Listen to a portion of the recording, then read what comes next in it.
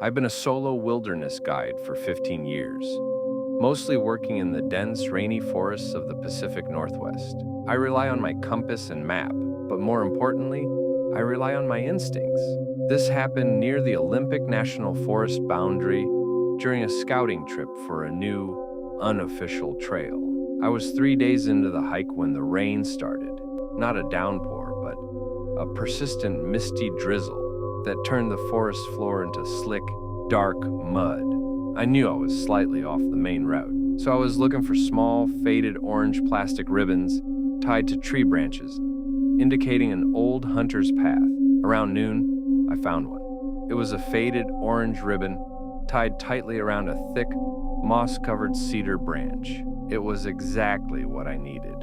I checked my GPS, logged the position, and continued hiking for maybe 30 minutes, feeling satisfied that I was back on track.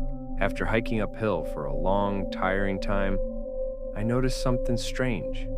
The terrain suddenly looked identical to the spot where I had found the first ribbon. My heart rate jumped.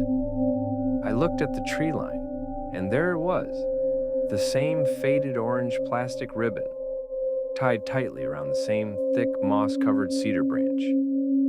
I checked my GPS. According to the satellite, I had moved 3 miles forward and gained 500 feet in elevation, but I was looking at the exact same marker. I felt a cold wave of fear wash over me, dismissing it as incredible bad luck. I logged the position again, marked the tree with my knife, a small, sharp X, and started running in the opposite direction, backtracking my original route. I ran for nearly an hour, slipping and sliding on the wet mud. When I stopped, out of breath and leaning against a thick trunk, I looked around. The air was cold, the rain was steady, and the trees were dense. And there, directly in front of me, was the same faded orange ribbon, tied tightly around the same thick, moss-covered cedar branch. I looked closer. On the trunk, exactly where I had carved it an hour earlier, was the small, sharp X mark. I was back at the exact same spot, having run for an hour in the opposite direction. This wasn't possible. The physics of the forest had broken down. I pulled out my compass.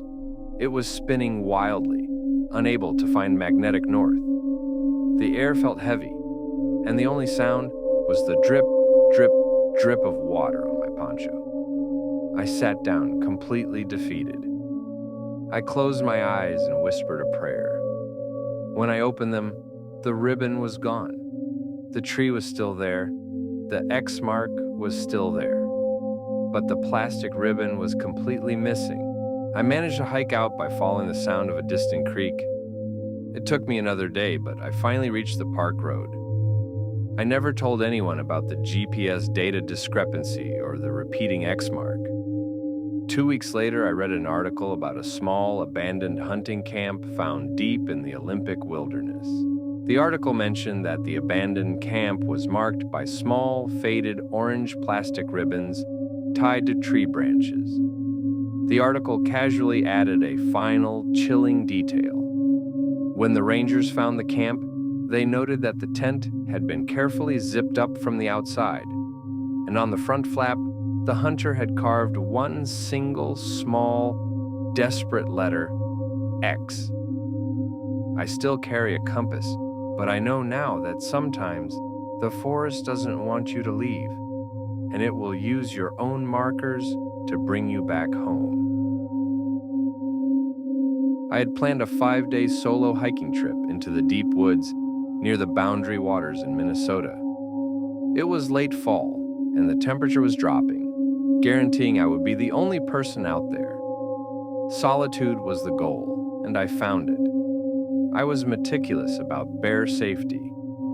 All food secured in a barrel 50 yards from the tent, and my knife and phone secured within my sleeping bag.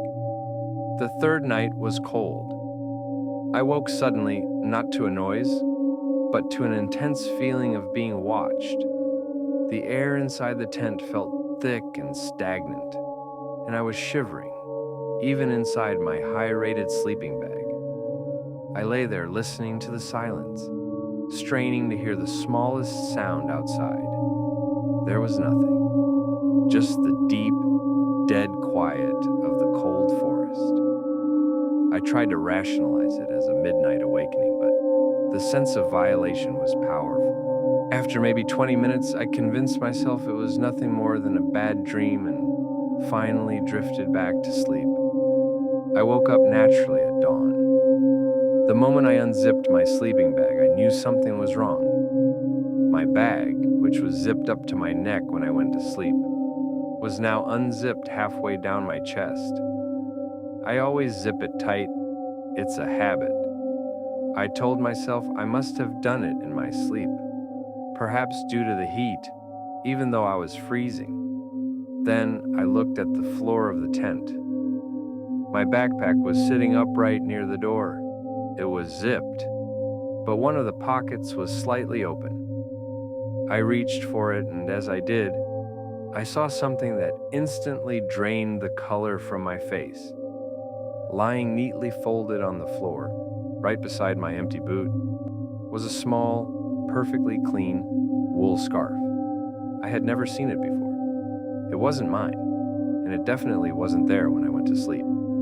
It was a dark gray scarf, neatly folded, as if left as a deliberate token. My mind immediately went back to the night, the intense feeling of being watched, the unzipped sleeping bag.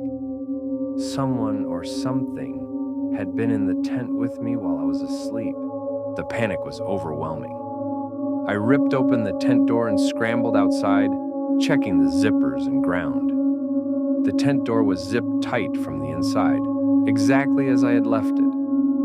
I checked the perimeter, no footprints around the tent, only my own from the previous day, frozen solid in the dirt. I ran back inside and grabbed the scarf. It felt heavy and thick.